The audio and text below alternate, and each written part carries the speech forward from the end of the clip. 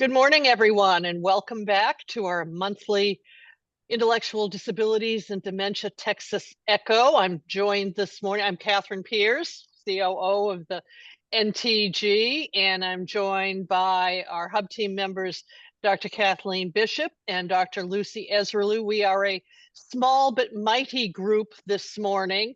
Dr. Keller was just on, but he has had a medical emergency that he has to go take care of with one of his patients. So he dropped off. Dr. Jeter is on spring break today. And Dr. Sadowski had a conflict. So we're a small but mighty group today, but that's all right. Want to welcome you back again. This is our monthly ID and Dementia Texas Project Echo session, generously funded by the Texas Council on Developmental Disabilities. We are in year 5 of our 5-year project. And so after this month, we have 2 more Echo sessions, one in April and one in May. And then that will be, sadly, the end of our Texas project, which I know Kathy Bishop and I are sad about because we have really come to love working with the folks in Texas these last 5 years. But it's been a great project, and I think we've made a difference. And so anyway, we're going to make the most out of the next Echo sessions that we have. We're very excited today to have Dr. Lucy Ezralu doing a presentation for us on how do you use the NTG early detection screen for dementia to capture observations of change and how that really works in practice. Everyone is just a couple of housekeeping things, and then we'll go right to Lucy and let her get started with her presentation. We do not have a case presentation today, so Dr. Ezralu has the full time for her really very important presentation. So maybe that has worked out for the best. You are all muted by default. If you have questions, please put them in the Q&A box. If you have questions of a more technical nature, you can put those in the chat box. This is being recorded. We'll send the recording out after the fact, and we'll also include a PDF version of Dr. Ezralu's slides. She also has a couple of case studies going along with it, and we will include that information as well in the follow-up email. But we're glad you're all joining us today. And so with that, I think we will just jump right in and go to you, Dr. Ezralu, to start your presentation. Well, thank you. Good morning to all of you. I am talking to you actually from the West Coast. So I am a little behind in the time of the day today. So it's my pleasure to be able to talk to you about the National Task Group Early Detection Screen for Dementia. And this is who I am. I'm a senior supervising psychologist for the California Department of Developmental Services and an NTG board member and co-chair of both Applied Research and Clinical Health Arch Group and the co-chair of the NTG advisory body. So let's look at some objectives for today's session. I'd like to help you understand the value of identifying a person's cognitive, behavioral, and functional baseline using the EDSD. And I'd like to provide some tips on how to complete this screening tool to capture your observations of change of the individuals that you're supporting, and apply the EDSD, the tool, to 2 brief case scenarios, and consider how to apply the findings from the EDSD to communicate within the team and inform decisions about services and care planning. So what is the early detection screen for dementia? The National Task Group Early Detection Screen for Dementia is an administrative screening tool. And you will hear me reference this several times today, and that is, it is not a clinical screening tool. In other words, on the basis of using this instrument, you are going to rate how a person is functioning, but it is not going to be the basis of diagnosing anybody with Alzheimer's disease or another neurocognitive disorder. Rather, it's going to provide some directions for the team as to where they can help the individual, either further investigating what might be driving some observed changes, or to give them supports that they may need in areas where supports are thinning. So what the tool can do is capture your observations of change, which reflect the significant departure from a person's typical functioning. And that information can be used to advance important conversations about change within your interdisciplinary or multidisciplinary teams, and also be used in your conversation with the individual's healthcare provider. Uh-oh.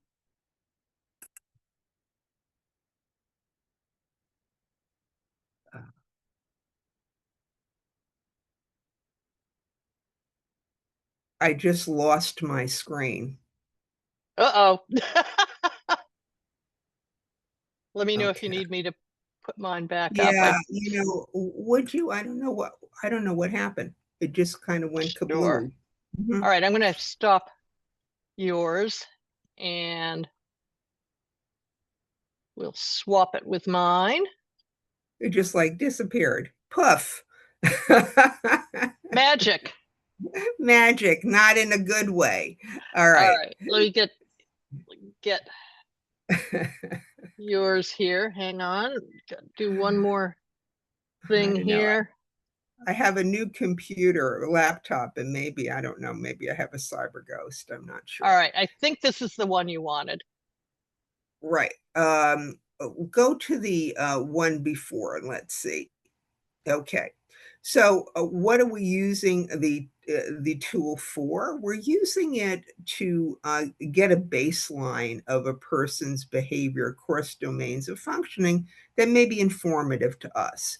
And so one of the reasons baselining is so important for people we support is the tools that are used in the general population that can alert us to the possibility of dementia are really not normed for our folks.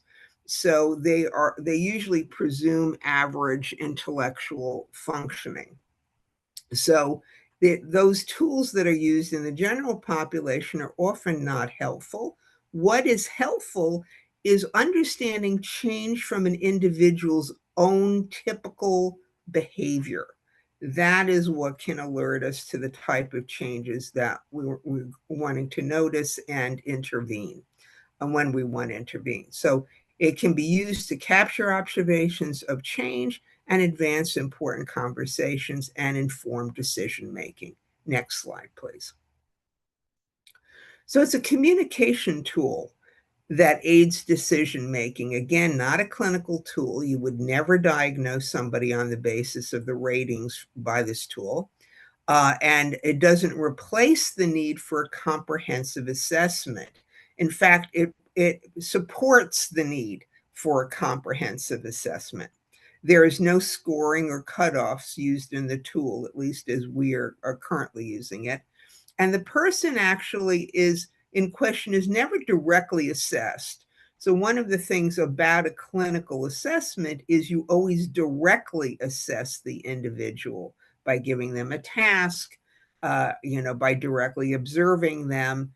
This is a rating tool, so it's an indirect measure and report on how somebody is doing. Next slide, please. So what was the rationale for the development of the EDSD? Well, we had heard early on in the formation of the National Task Group that family and professional caregivers needed some way to capture information that they had about changes in cognition, behavior, and daily functioning among people that they supported, and to be able to share these observations of change with healthcare practitioners.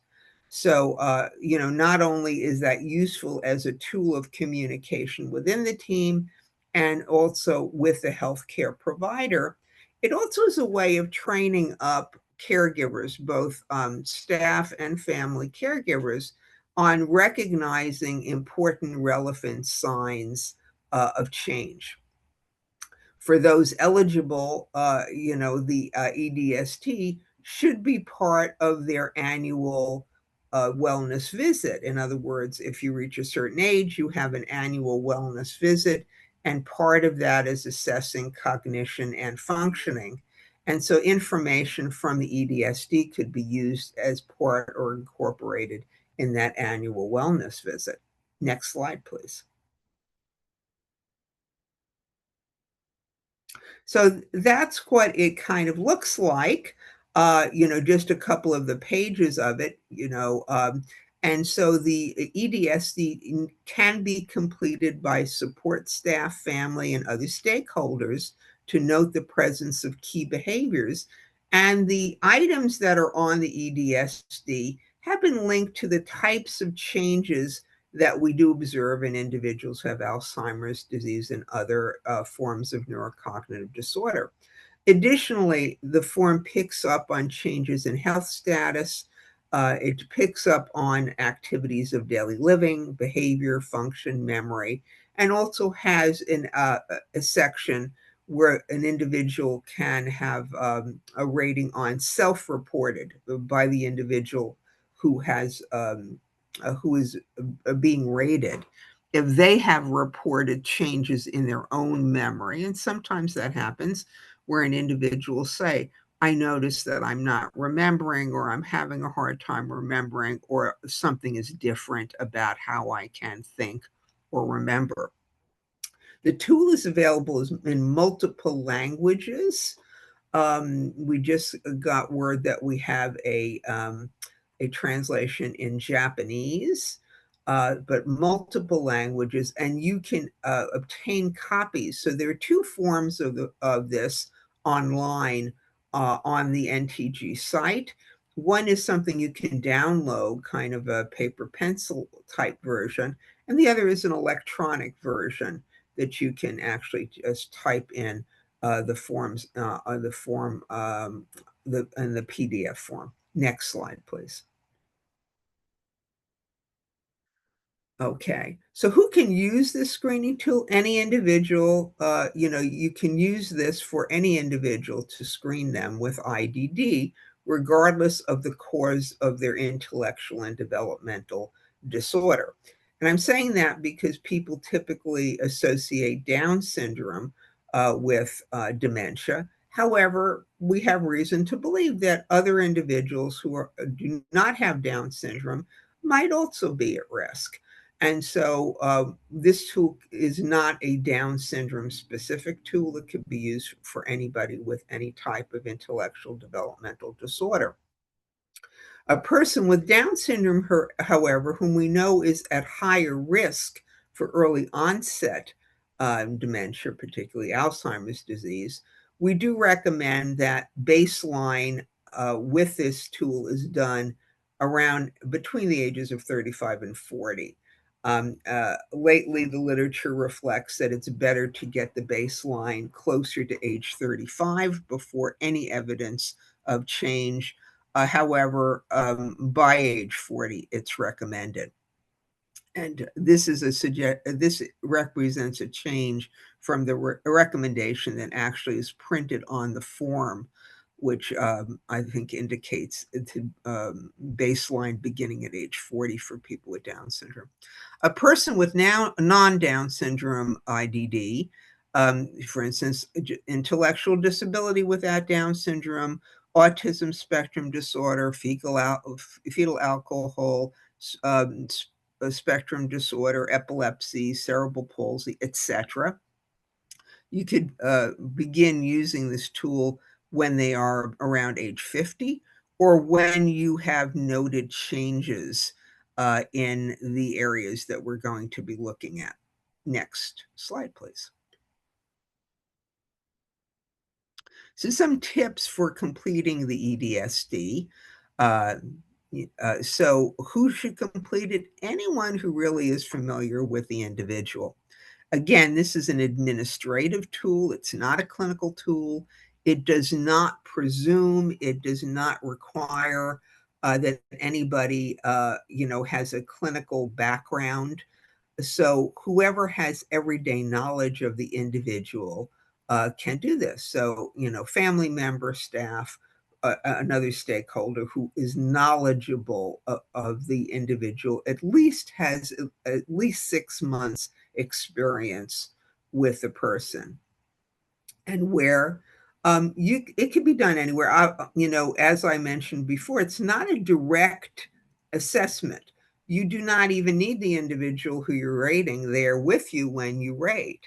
So how you can get the tool is on the NTG site, which the link is in the slide that I had shown earlier. So when you go on to the ntg.org, you can find the EDSD in multiple languages that could be downloaded. And I said, or used, electronically, either as paper and pencil or electronically. So if the person goes to a day program, the staff there could fill this out. If a person lives in a supervised residence, the staff in the group home or supported living could fill this out. You might have multiple forms in which the staff at the day program and the staff at the residence, each complete an EDSD, and then the team gets together and kind of reconciles any discrepancy. A family member and staff could fill out separate forms, or they could fill out one together. So, it can be used in a variety of ways. The only thing you'll really need for completion of the form is to gather medical and other chart material, because some of the questions are pertinent to medical and mental health status changes that you might want to reference chart material in order to complete. Next slide, please. So, if possible, have the same rater fill out the EDSD every year or on a quarterly basis if necessary until the person has been referred and a diagnosis has been confirmed. Now, there are some people who've used the EDSD even after a person has been diagnosed with Alzheimer's or some form of neurocognitive disorder or dementia, as a way of just tracking departure from baseline. So I use it, and you'll see when we get to looking at David and Sarah cases that I have mocked up for our presentation, that I mark or highlight items which I'm unsure of. And I also use highlighters in order to kind of just capture my attention to areas where there might be change. You would share the ratings with your supervisor or designated staff for team review and summarize the findings for the individual's healthcare provider. Now, one of the things that is very important to know that you probably do not want to use this tool if the person is, for instance, in the midst of an acute behavioral psychiatric episode or has an acute medical crisis, because then the rating of that would probably be skewed by the immediate situation. Okay, next slide, please. So the importance of baseline information. So I mentioned this before, that really the best way for us right now to understand how to support individuals who have probable dementia or really highly suspect until they indeed have a diagnosis, is to notice and observe and capture those observations about what is different. How is their behavior and the activities, their cognition, their mood, how is it different than what is typical or we know to have been typical for the person? So when we measure baseline, we're identifying someone's usual or typical behaviors or functioning. Okay, and this helps us recognize when a person may be changing in their usual typical behaviors and skill sets. By identifying what is changing and what remains the same, we have a better idea of how to tailor services, care, and supports. Next slide, please. Now, of course, not all change from baseline is meaningful for our purposes. People may undergo as they age a number of changes that do not necessarily reflect the type of changes that are associated with dementia.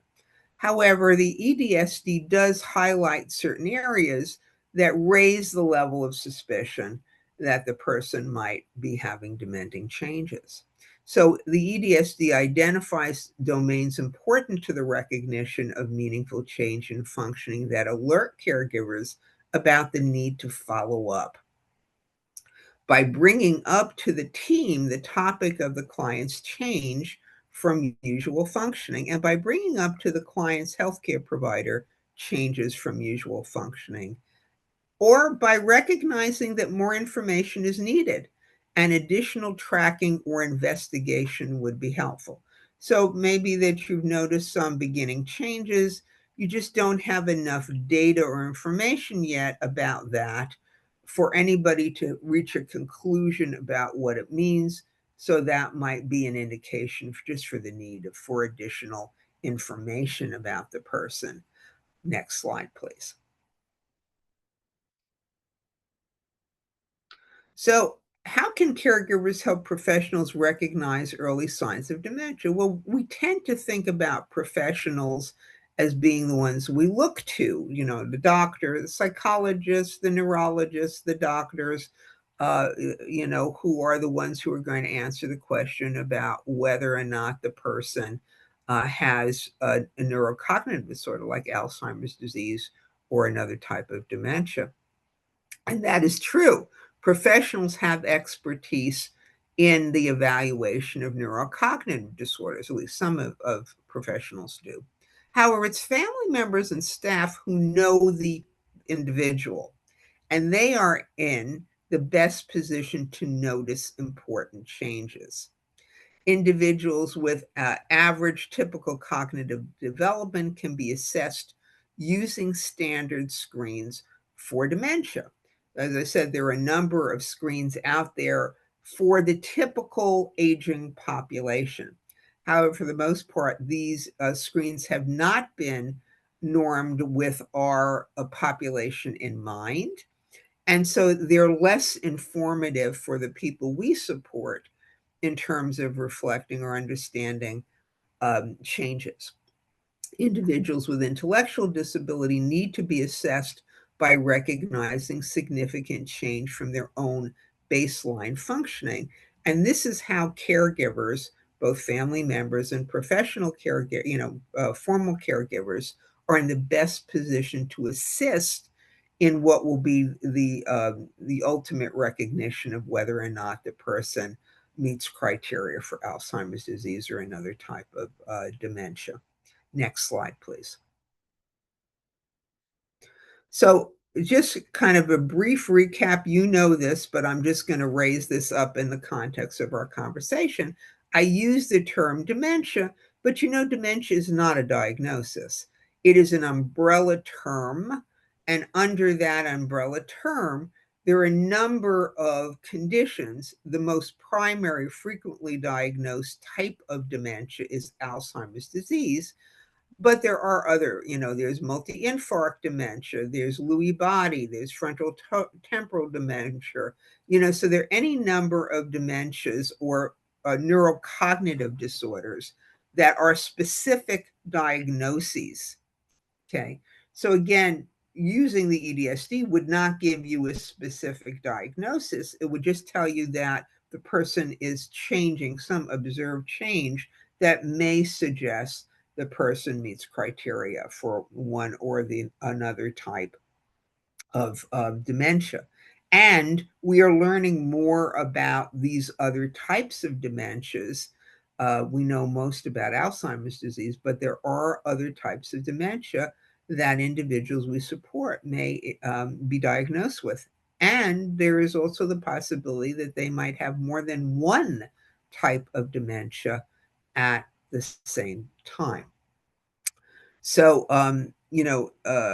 but these all are conditions that are associated with cognitive, behavioral, and adaptive changes. So that's why they are all neurocognitive disorders, and we generally refer to them as dementia. Next slide, please.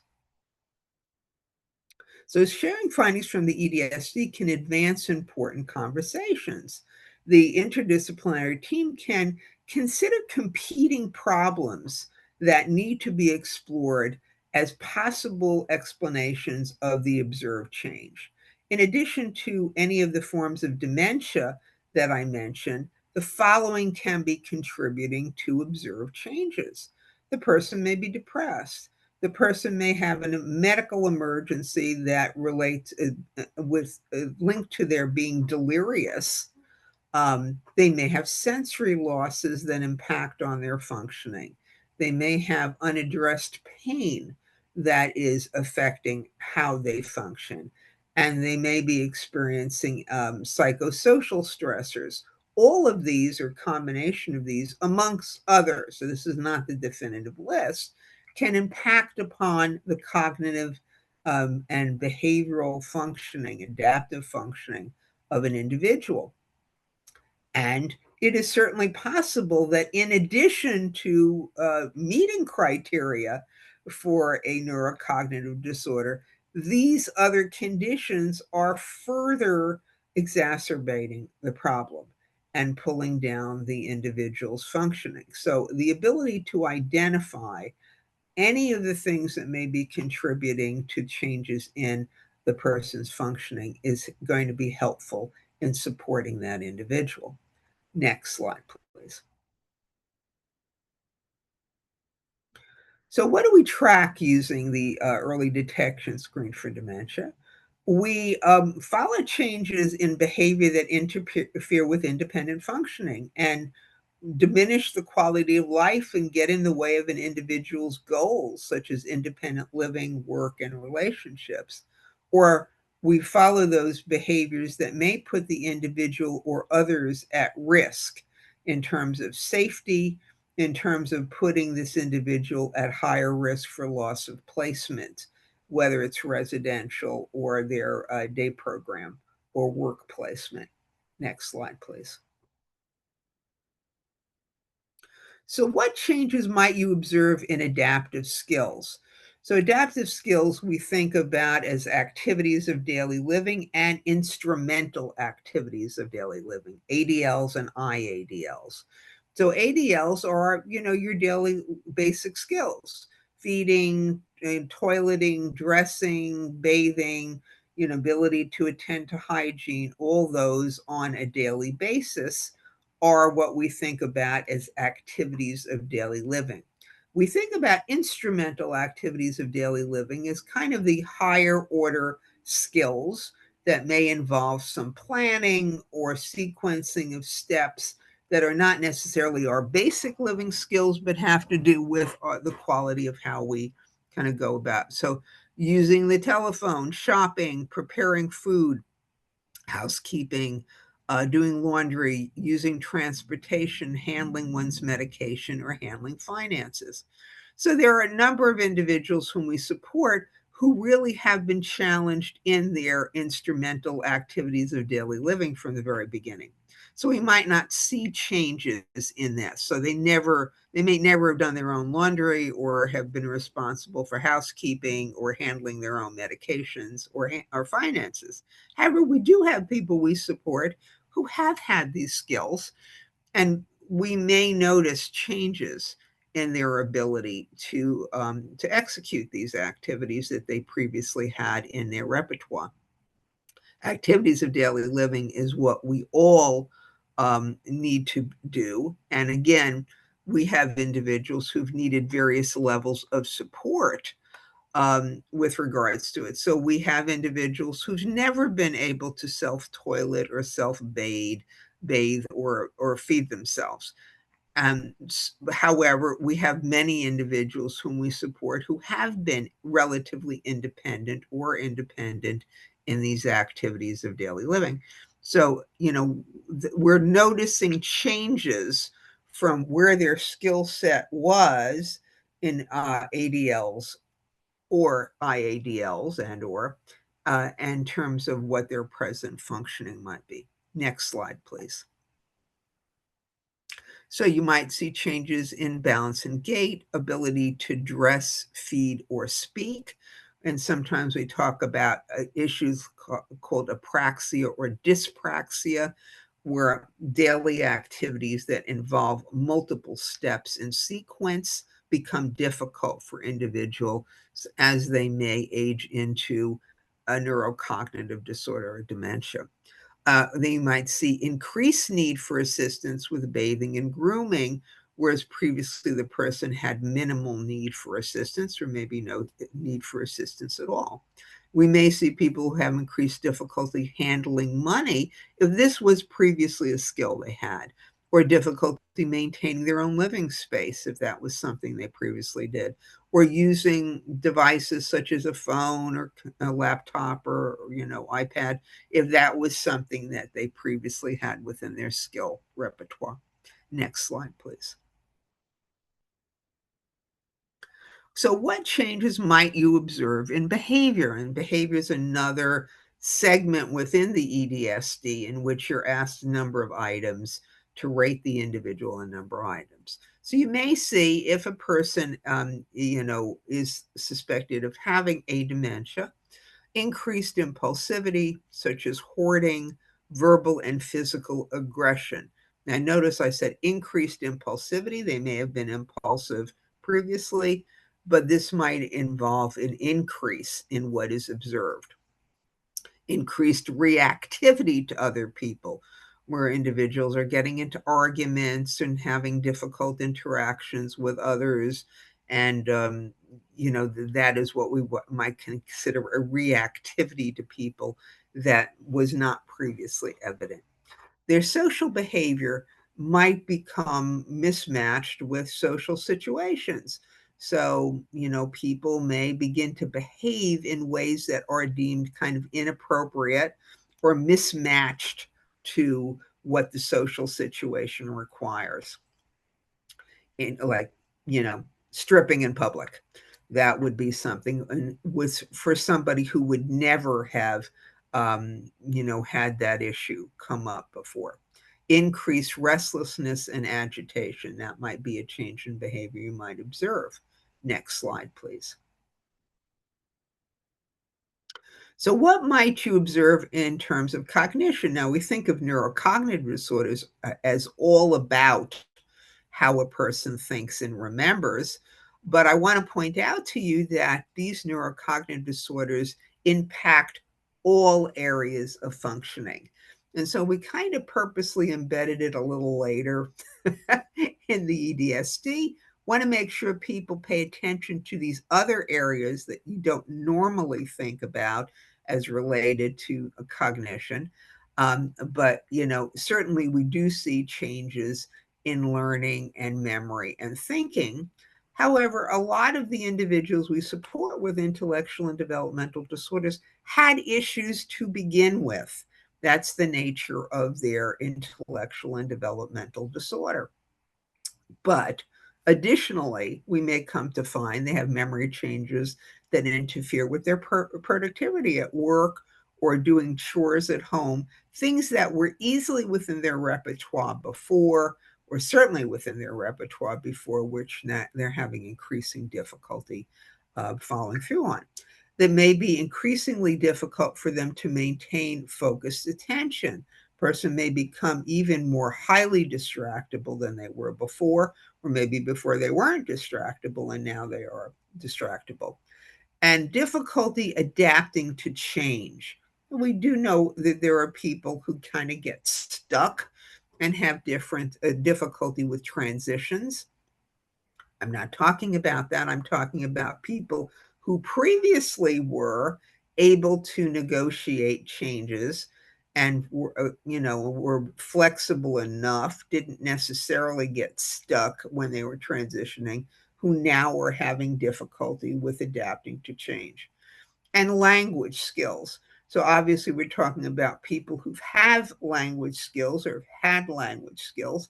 And one of the things we know about neurocognitive disorders like Alzheimer's disease is that you indeed may become impoverished, in your speech, so that you lose words, you lose the ability to communicate in the way that you previously did. So these are some changes you might observe related to cognition. Next slide, please.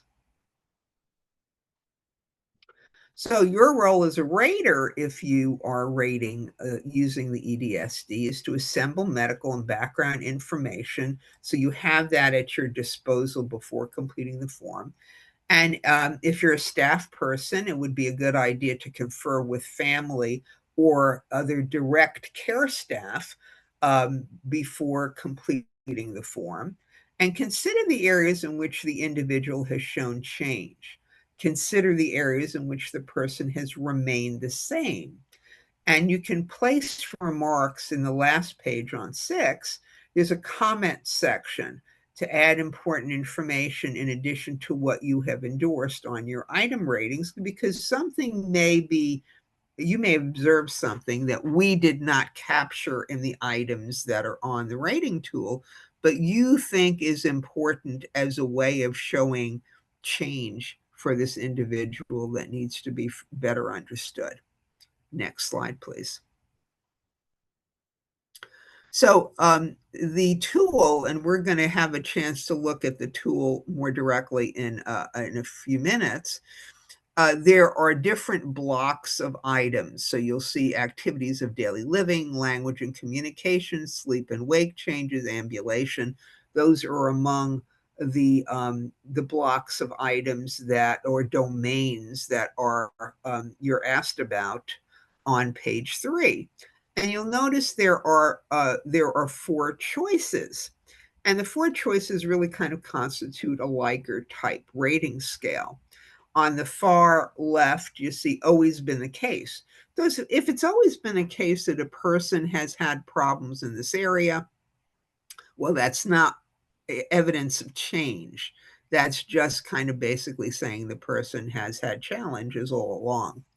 If the person has been challenged in these areas, but it's gotten worse. So for instance, maybe previously you needed to provide verbal prompts, and now you need to provide hand over hand assistance in something. That indicates the person was previously challenged and need assistance, but the level of support that you need to provide has increased. And so you would check off with that item under that column. A new symptom in the past year is exactly that. Basically, you become aware of something within this past year that was not the case as a problem for the person and does not apply. The person doesn't have an issue in this area. They may be independent. It's just not an issue. So the outside 2 columns are not as informative as the middle 2 columns. Those are the columns in which information about change is contained. Next slide, please. So as I mentioned, it's a Likert style rating. It's composed of a series of, and you've all done Likert ratings before. It's a series of 4 or more items that represent a range of choices for the same question or item. So again, for the EDSD on pages 3 and 4 of the 6 pages, you're going to be asked, has always been the same, has always been the same, but worse, is a new symptom, or does not apply. So that's the range of choices. The columns that are most informative about change, as I said, are new symptoms and always but worse. The columns always the case and does not apply are areas in which there's no reported observed change. However, that's also informative to know that the person has not changed in these areas. So let's consider what each one of these tells us as a way of capturing observations of change. Next one, please. What do we mean by always the case? Well, Keenan has always needed help bathing. It has always been the case that he does not initiate conversations. He always sleeps excessive amounts of time during the day. So, by choosing always been the case for the person you're doing the rating for, you're indicating this is usual and typical for the person. There has been no observed change in this area. Next slide. Always the case, but worse. Rose has needed verbal prompts to complete showering, and now she needs hand over hand assistance. Rose has mobility problems. She previously used a walker and now needs a wheelchair for anything further than short distances. She previously needed her food cut up for her, but now she can only eat finger food. Okay, so by choosing always been the case, but worse, you're indicating the person has lost more skills and is less independent with an activity of daily living for which she had already had problems. The person is having increased difficulty in an area for which she was previously challenged. So that is a change that is worth noticing. Next slide. New symptom. Walt has episodes of incontinence, which began 3 months ago. Walt has become lost while walking home from his program twice within the past 6 months. Walt cannot remember the names of new staff members and is calling them by the names of workers who've not been at the home for several years. By choosing new symptom, you're indicating for the person you're rating that this was not previously a problem, but is a problem now that you have observed. And it may be an important sign of change that we want to track. Next slide, please. Does not apply. Joy does not need assistance in showering. She does not need assistance in dressing. Joy may have episodes of mild forgetfulness, but this does not interfere with her work or daily activities. By choosing does not apply for the person you're doing the rating for, you're indicating this is an area in which, in this case, Joy does not have a problem. So there's no issue there. And that is good information, but it's not information about change. Next slide, please. So we're going to have an opportunity to meet David and Sarah. Both are individuals with intellectual and developmental disabilities. They have different patterns of strengths, challenges, and preferences with different support and services needs. Staff who are familiar with each of them have observed changes. The staff want to capture their observation of change by completing the NTG-EDSD and sharing their findings from the tool with their teams. And I think at this point, Catherine, we can open up the PDF for David. Okay. Get that up right now.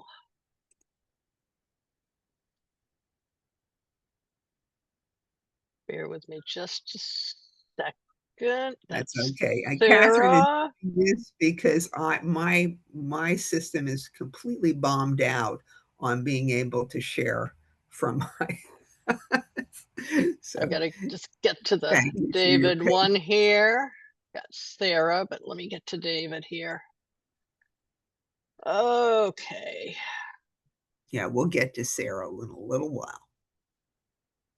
Hold on one second. There we go. No, that still says Sarah.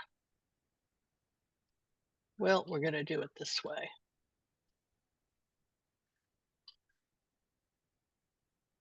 I did send I you think I David. can. Yes, I do have it. I think, let me, this is, I'm put, there he is. Yeah, okay. All right, Can you there he see him all is. right? Yep. Yeah. All right. So one of the things I want to just point out a couple of things about this. So this is the EDSD, the tool, and you'll see in the block it has a little bit of information about the early detection screen for dementia.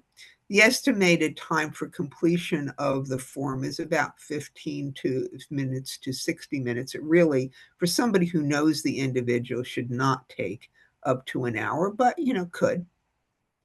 And then, of course, you want to draw information from the individual's medical record. So the first page contains some information, demographic information, and so we've named this is a mock form. It's not the form of anyone in particular. And so it's the form for David Smith. He's 62. He has mild intellectual disability. Can we move it a little? Thank you. So you'll notice that I have put, I'm using yellow and green highlighters, and that's my personal, you don't have to use any highlighters. You can use different colors, but this is what signals to me. For green, I will often use a green highlighter to just indicate these are more stable kind of chronic or long-standing issues for the individual. So we know David has Down syndrome and intellectual disability, that he lives alone in a community, situation. He lives in his own apartment and has support staff. Next, could you kind of move it down yeah. So page 2 asks you as the rater to make some kind of overall ratings about current physical health. So his current physical health is fair. It is somewhat worse than last year, according to the staff who completed this. And that's why I used a yellow highlighter to just kind of say, oh, this is something I'd be a little curious about. I'm going to ask staff, what do they mean by his health being a little worse? And they said that his mental health compared to a year ago is somewhat worse. So that's another thing I'm going to be very inquisitive about. He does have some sensory issues, both vision, which is corrected by glasses, and hearing corrected by hearing aid. He has no history of seizures. And interestingly enough, and this is highly unusual, in 2016, he was diagnosed with mild cognitive impairment. That is not typically a diagnosis that we see among individuals with intellectual and developmental disorder, but what it indicates is there was an observed change in at least one area of cognitive functioning. We'll say it was a change in his ability to pay attention, focused attention, but he did not meet criteria for diagnosis of a neurocognitive disorder. And it was a psychologist who decided that he had mild cognitive impairment. Can we go further down? Yeah. So in May of 2016, the MCI was based on, there is a SIB, I know means self-injurious behavior, but actually it is a battery, a psychological battery called the severe impairment battery. So the severe impairment battery was used to reach this MCI diagnosis, and also in terms of observation and collateral report. Let's go to page 3, if we might. So, Lucy, can I stop you for a second? You have a question that actually came in a few minutes ago. Might be what better is to that? answer it. Yeah. In people with Down syndrome, at what age do these SSX start manifesting? Well, I mean, what we want to, probably begin baselining individuals around age 35, from 35 to 40. And very often you begin to see these symptoms after 40. The most common period of time to see changes associated with Alzheimer's disease and other neurocognitive disorders is in the person's 50s. I think the average age is around 52. However, very often people are reporting changes in the person's 40s. So that's why we're kind of recommending baseline, use this the first time when the person is somewhere between 35 and 40. And Lucy, I want to add a question of my own because I'm frequently asked, can we use this sooner than the recommended age? So I wouldn't necessarily use it earlier than 35, and that's because we do know, for instance, for individuals with Down syndrome, there is a regression syndrome that is possible for people in their 20s, or more likely in their 20s. And this tool is not meant to pick that up. And that's a different process. So there's really not a reason to believe that you would use it before for age 35 for somebody with Down syndrome, and for somebody without Down syndrome, probably don't need to use it until a person's around age 50. Great. Thank you, Lucy. That helps clarify for me as well. So thank you. Sure. And so you'll notice for David, there are a lot of does not apply. So he's still pretty independent in a number of ways. However, he's been incontinent. He's had some urinary accidents, and that might be something highlighted in yellow to better understand. He's having problems with finding words, something that we call anomia, and appears to get lost in the middle of conversations. And we've noticed a number of things with sleep and wake pattern: inadequate sleep, wakes frequently at night, confused at night, wanders at night. Ambulation remains pretty unaffected. Can we move this further?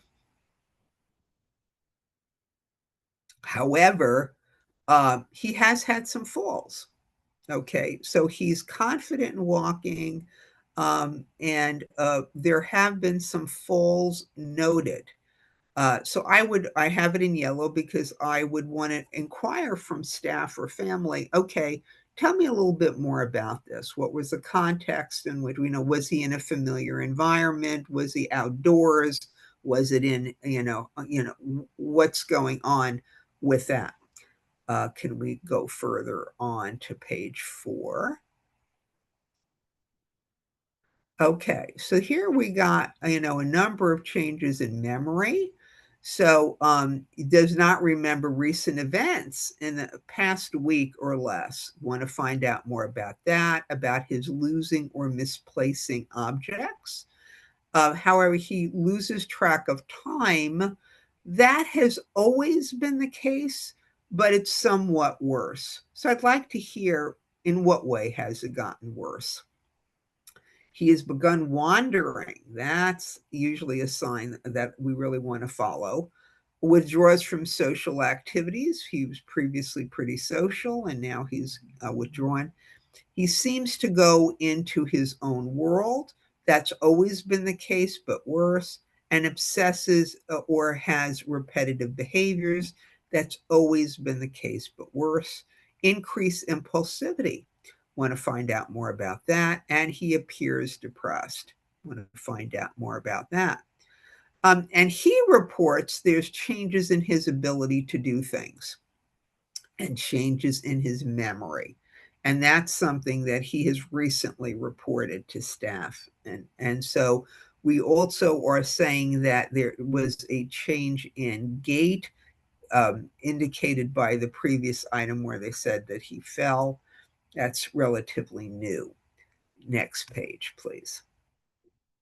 So here we have an interesting addition from the University of Chicago, University of Illinois, Chicago, having to do with longitudinal medical issues. So one of the things we're interested in tracking is, are there chronic health issues or kind of more recent health issues that seem to be associated with changes that we might associate with dementia or probable dementia?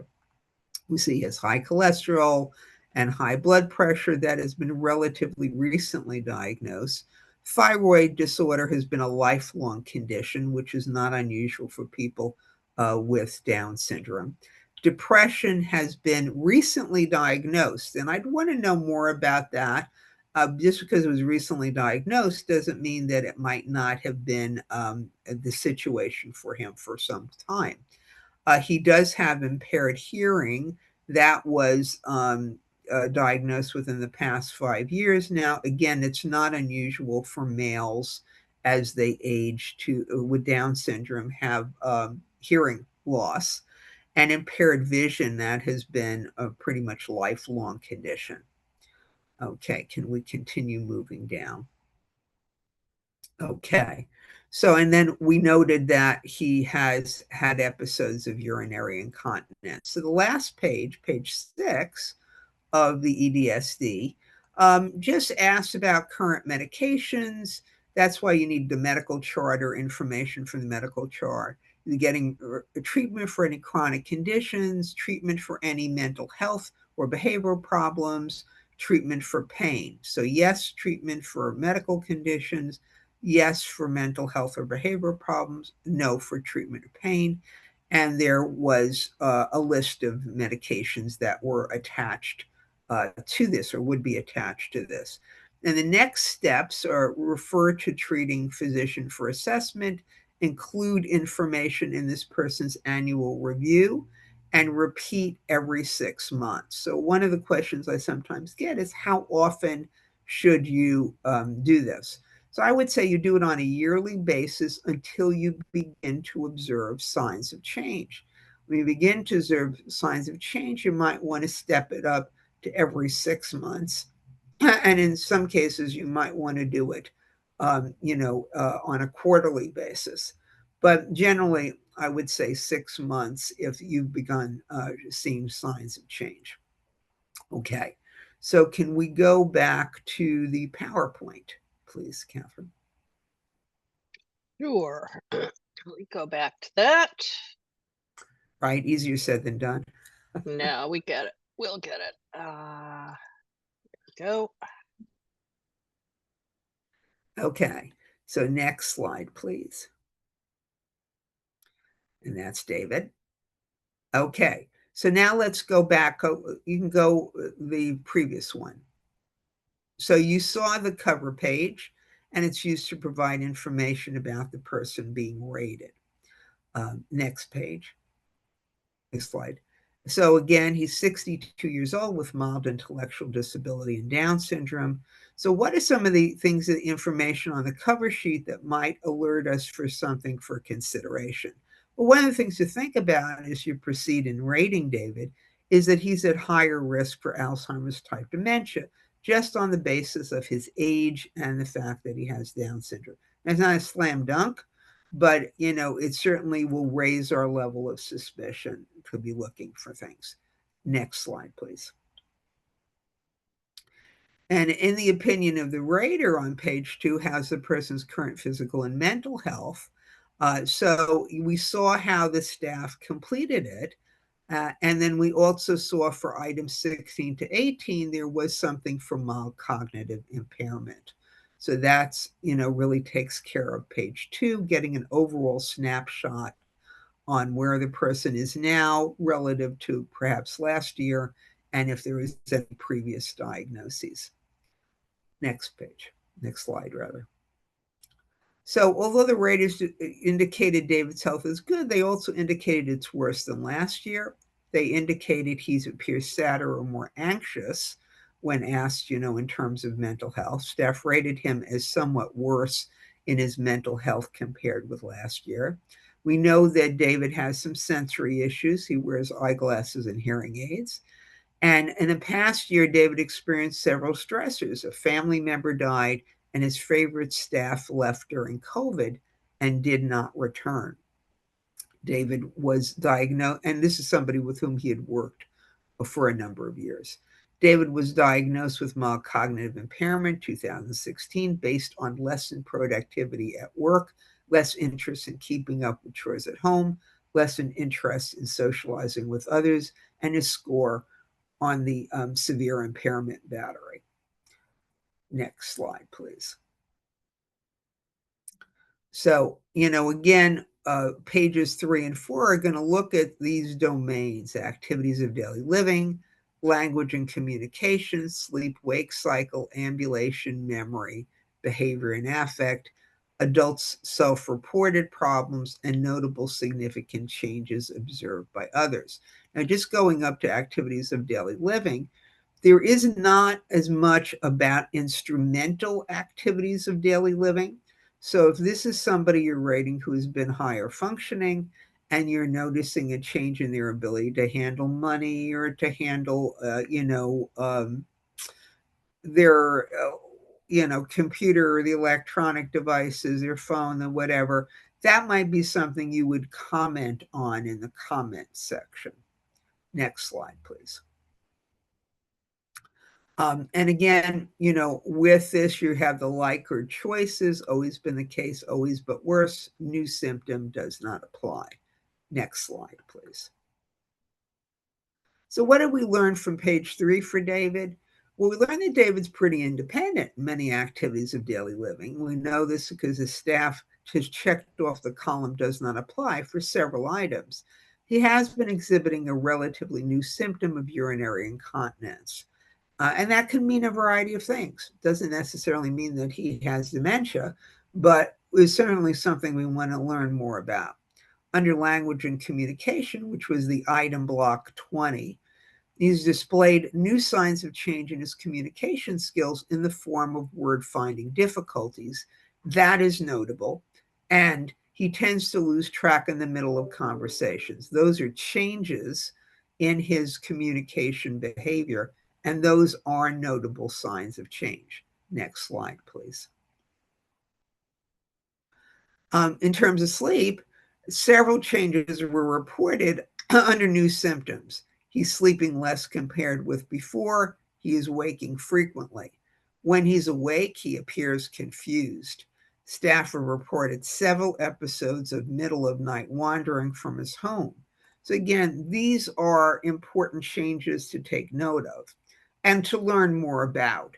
Again, just because you score on that, you are rated on that item and endorsed on that item doesn't not mean definitively that the explanation for that is that the person has dementia. And staff has endorsed in the ambulation item 22 that gait issues have been a little more challenging. He's fallen twice during this period of time, but without injury. And again, would want to find out more about that. Next slide, please. So on page 4, under memory, we find out there were a number of changes. He does not remember recent events in the past week or less. He does not find his way in a familiar surrounding, very significant. He loses track of time, although that has always been an issue for him. It's gotten worse, like not able to track time of day, day of week, seasons. He loses or misplaces objects, and he has problem with learning new tasks or names of new people. Calling new staff by the name of staff that have left a long time ago. In terms of that block of items that go correspond to 24, behavior and affect, he's wandering. He shows signs of increased impulsivity. He appears depressed.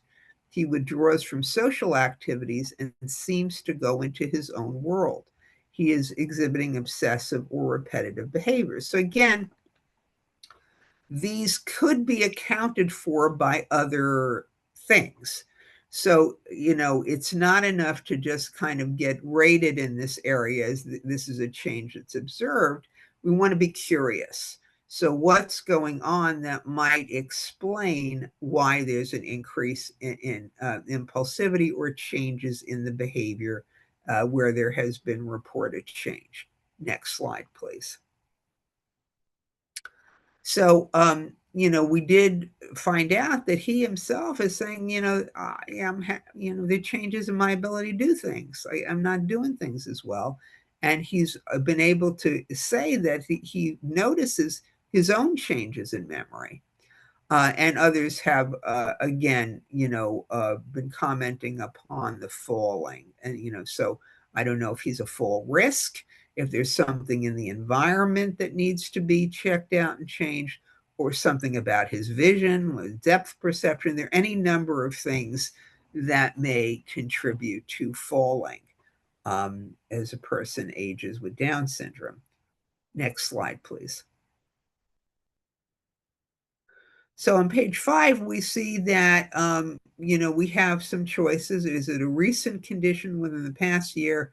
Has it been diagnosed in the past 5 years? Is it a lifelong condition, or the condition is not present? Next slide, please. So David's medical conditions include high cholesterol, hypertension, thyroid problems, depression, sensory issues such as hearing and vision impairment, and urinary incontinence. For possible further consideration, the team might want to be looking at his high cholesterol and hypertension, which put him at higher risk for stroke, cardiac problems, and associated cognitive change. Might want to look at the possible connection between his lifelong thyroid problems and any mood issues. And of course, he's been diagnosed recently with depression, and that can contribute to problems with concentration and attention and memory. His episodes of incontinence may be due to a urinary tract or prostate problem. Also, he may be misjudging when he needs to use the toilet. So, what is it that's contributing to this urinary incontinence? Is it a medical condition that can be addressed, or is it something having to do with his toileting skills? Next slide, please. On page 6, we want to gather information for the person's chart regarding current medication, dosage, and when prescribed. We want to get any background information relevant to give us context to this rating. And as I noted, other changes observed but not covered in the rating form. It's your opportunity to share what you've observed and also consider what next steps the team wants to take with this individual. Next slide. So with David, staff began with questions about observed changes in David's cognitive, behavioral, and adaptive functioning. Ratings revealed several long-standing problems that need to be monitored and several new symptoms that needed to be investigated for their possible role in his observed decline, including the possibility of sleep apnea, which is a high occurrence phenomenon among individuals with Down syndrome. David should be reviewed again in 6 months unless there's signs of change that he's worsening or he receives a diagnosis of a dementia. Next slide. So we're not going to get a chance to look at Sarah's form, but I just want to highlight some things about Sarah. And one of them is that, to cut to the chase, she is somebody who has a history of a significant mental health issue. She's 57, has moderate intellectual disability, and lives with relatives in her family home in the community. And what are some things to consider about her diagnosis of bipolar disorder? She does not have Down syndrome, but or to consider about her, but her level of intellectual disability, moderate ID, and history of significant mental illness, bipolar disorder, may be factors in observed decline. Next slide, please. Sarah's relatives and staff rated her as currently having fair health, which is worse compared to last year. Sarah's mental health is about the same. We know that she's diagnosed with bipolar disorder. And by the way, bipolar disorder is a chronic condition. People tend to be diagnosed with it fairly early in life. It is persistent, and very often they have been on medications for bipolar disorder for multiple decades. She wears glasses. She's had 2 stressful episodes, including reacting to change in her medication for bipolar disorder. And she has become overly sleepy, drooling, and confused during this medication change. She had a conflict with her sister and with staff. In the comments section, staff noted they've observed a change in several areas of her functioning. Next slide, please. What do we learn about Sarah from her ratings on page 3 and 4? And by the way, I did supply Catherine with a PDF for Sarah and David, so that could be among the handouts that you would get and have a chance to look at Sarah's PDF. And again, Sarah's not an actual individual. This is a mock scenario. Sarah may undress in public. She has word-finding problems. She does not follow instructions. Sarah sleeps later than usual, and she does not remember the names of familiar people. She has obsessive or repetitive behavior, hides or hoard objects, increased impulsivity, touching others, arguing, taking things. She appears depressed. She shows verbal aggression, and she displays physical aggression, temper tantrums, uncontrollable crying and shouting.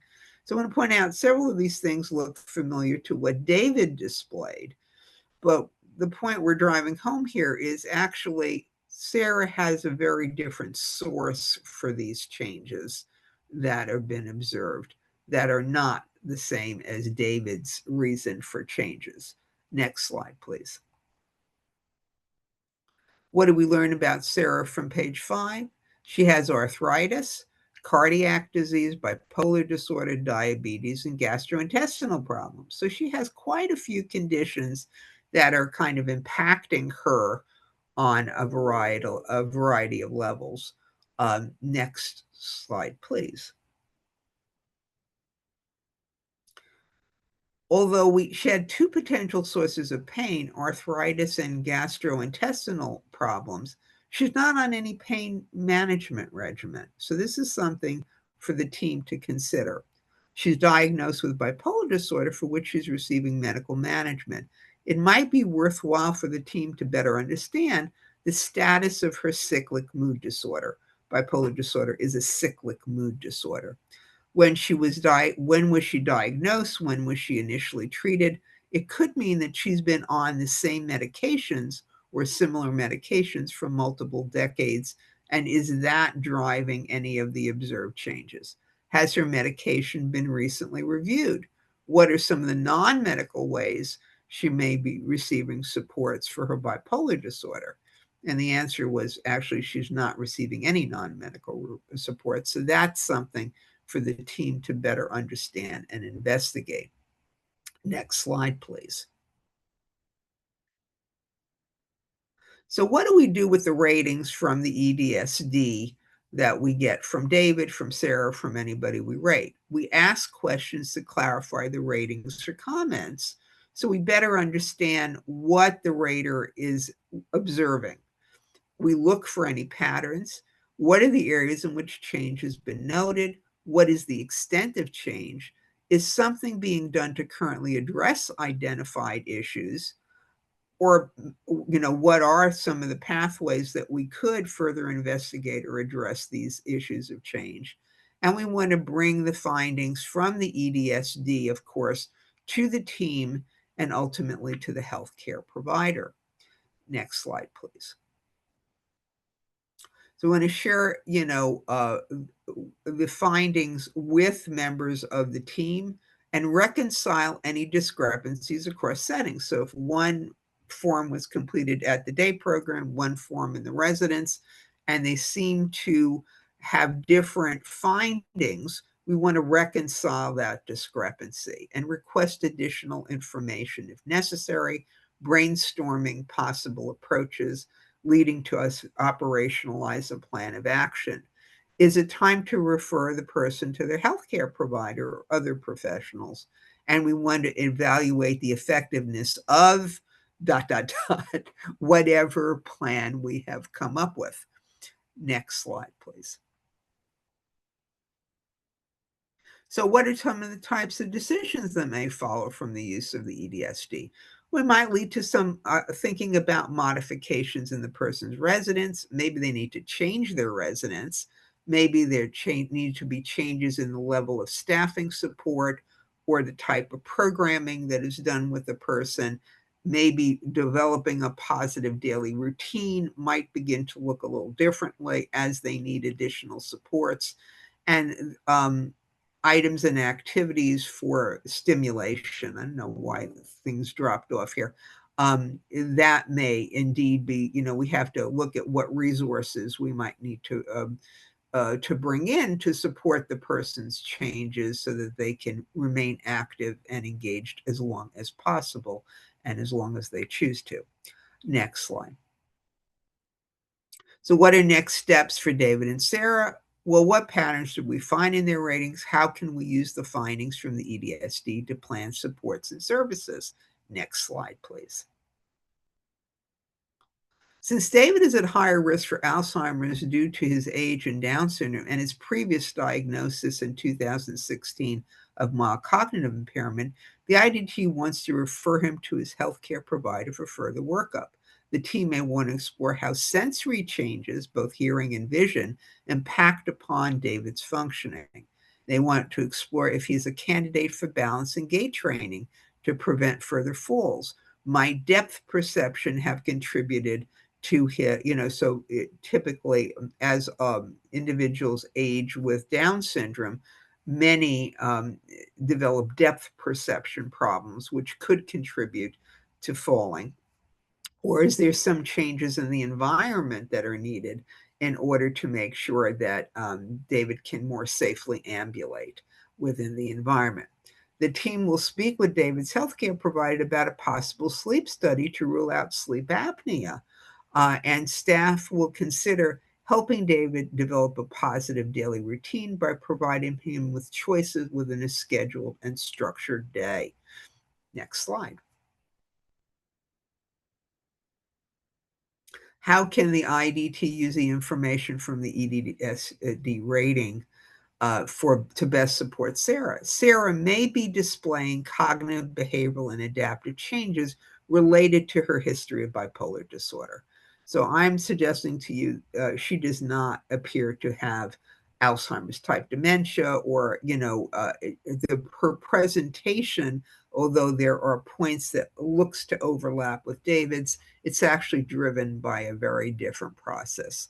Since it appears that her functional abilities vary when she's depressed or manic, the IDT may want to track variation in mood as they relate to her functioning. So when she's depressed, she tends not to engage in activities of daily living. And when she's manic, she tends to kind of overdo things. And so mood directly impacts upon her functional level. Staff may refer Sarah for pain management to see if pain discomfort from arthritis or gastrointestinal issues may be contributing to observed changes. And the staff will consider her support needs as they may vary according to her mental health status.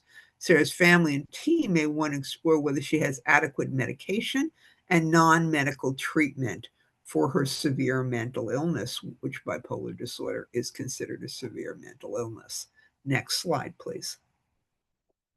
How might the use of the EDSD lead to a diagnosis of neurocognitive disorder? Well, it's by ruling out other factors. The healthcare provider may recommend further testing and evaluation that can target whether or not the individual's observed changes are due to a dementing process. Although the EDSD is not a diagnostic tool, the review of the findings may result in a referral for further diagnostic workup that can confirm or disconfirm the probability or likelihood of dementia for the person. Next slide, please. So considerations for the use of the EDSD. Again, this tool is not used for the diagnosis of dementia. It's an administrative and not a clinical rating tool. It's a tool used to support decision-making. The diagnosis of neurocognitive disorder involves a medical exam, direct cognitive and adaptive testing of the individual in question, lab workups, etc. If the consumer is already known to have a neurocognitive disorder like Alzheimer's disease or vascular dementia, you can still use the rating form to baseline observations of change over time.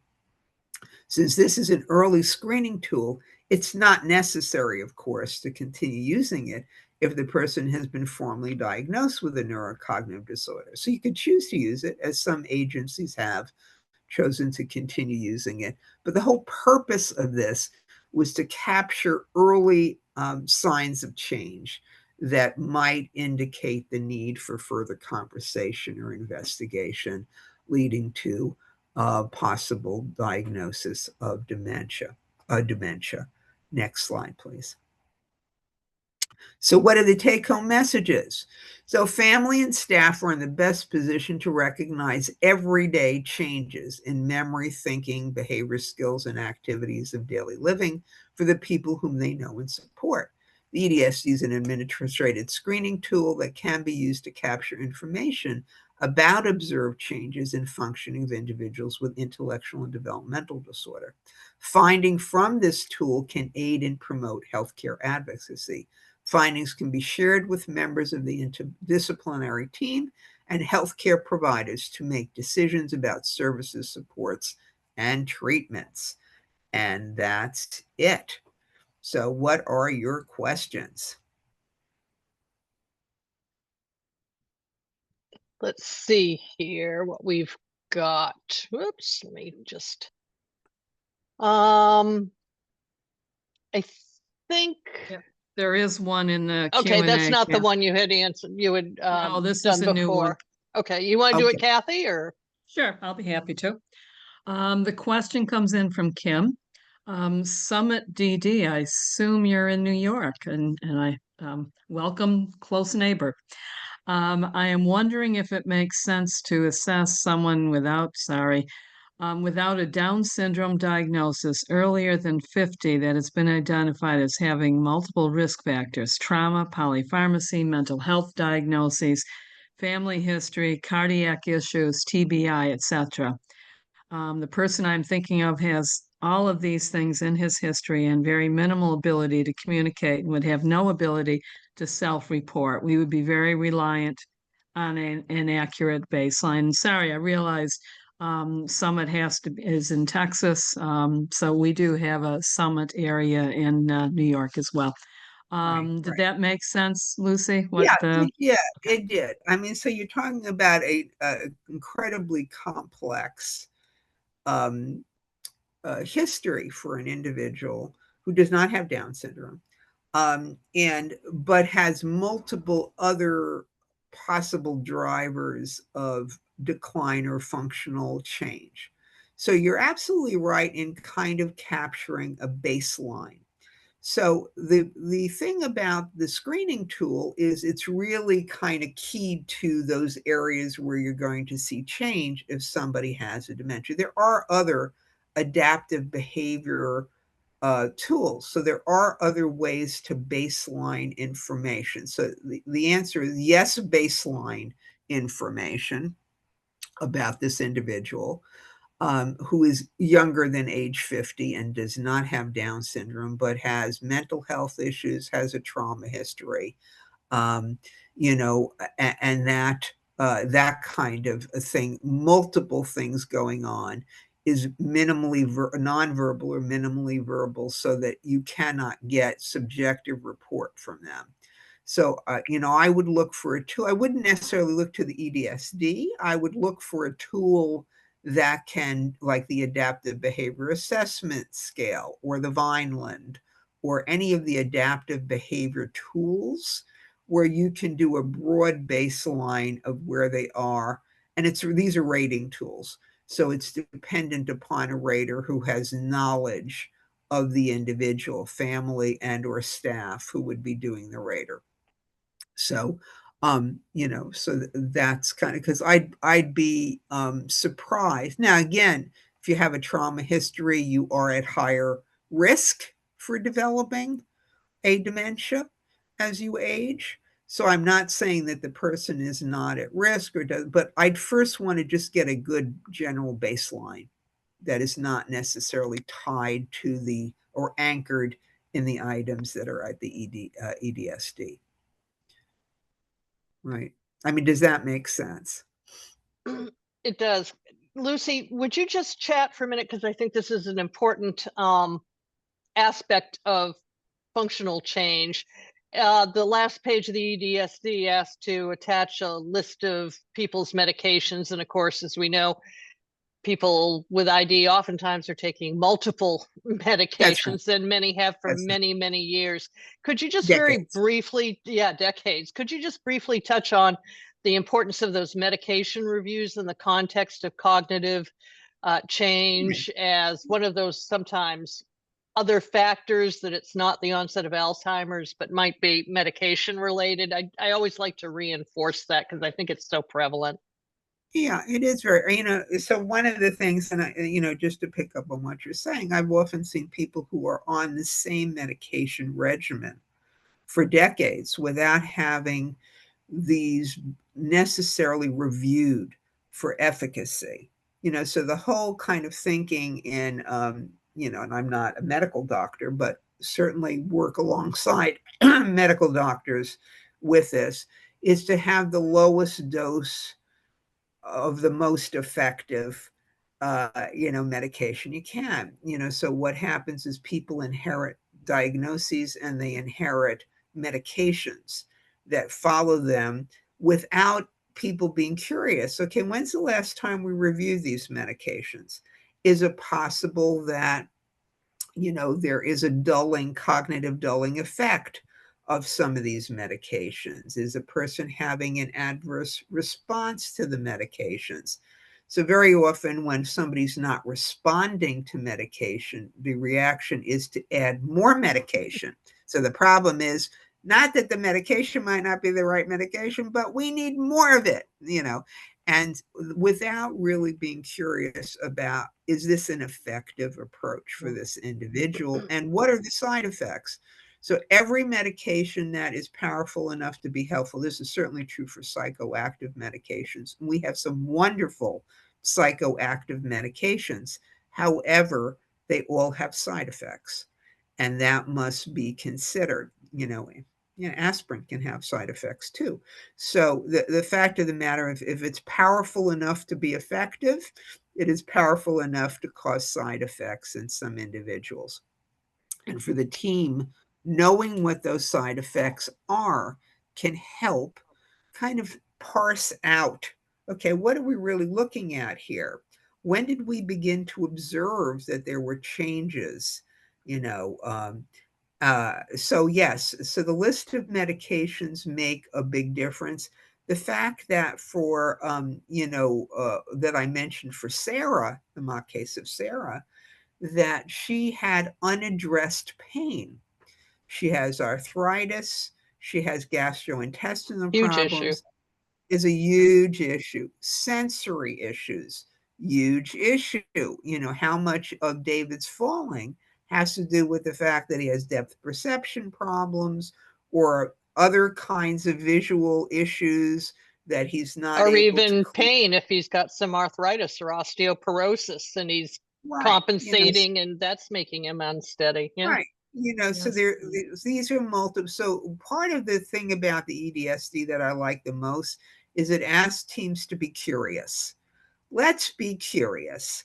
What else might be going on? And it may be dementia, but what else might be going on in addition to the dementia, right? That can explain It should adaptive. never ever be that jumping right to dementia to rule Right. out by the healthcare provider or those that are recommending they need a healthcare appointment to rule out. They should be looking to rule out those pre-existing conditions.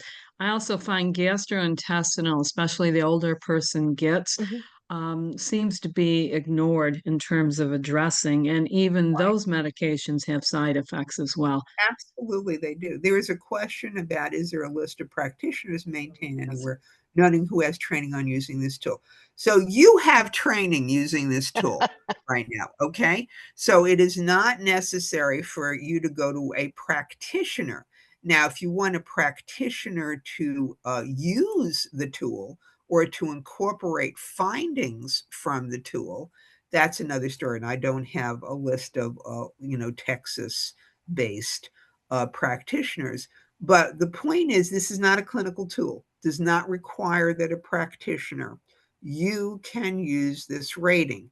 Once you become familiar with this idea of Likert scale and how do you endorse or not, and if any, you use your observations as the basis of rating the individual.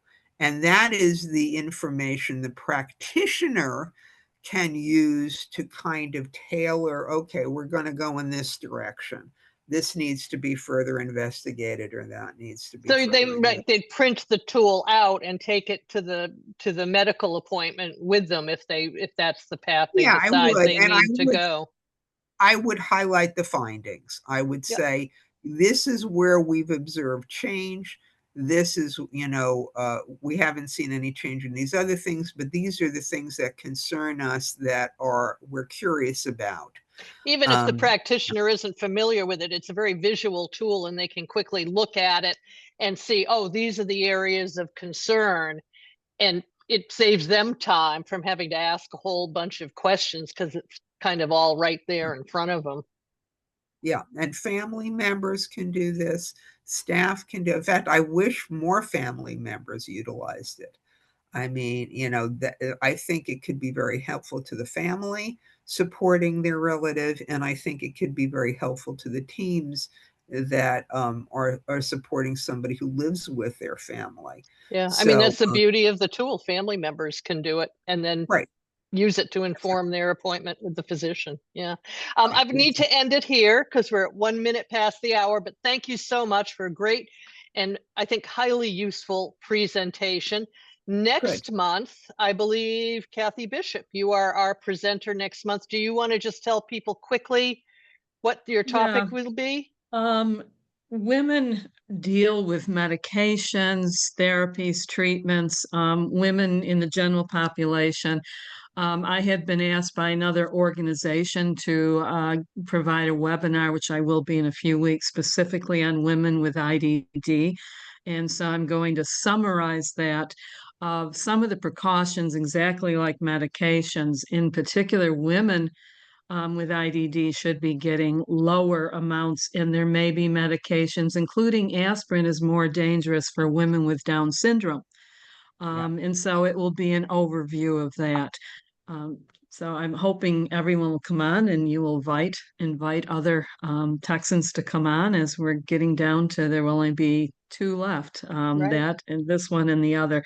I also wanted to add, I know we're probably losing people, but those of you who have been attending these, would you please send information and email to Catherine, I think, or myself?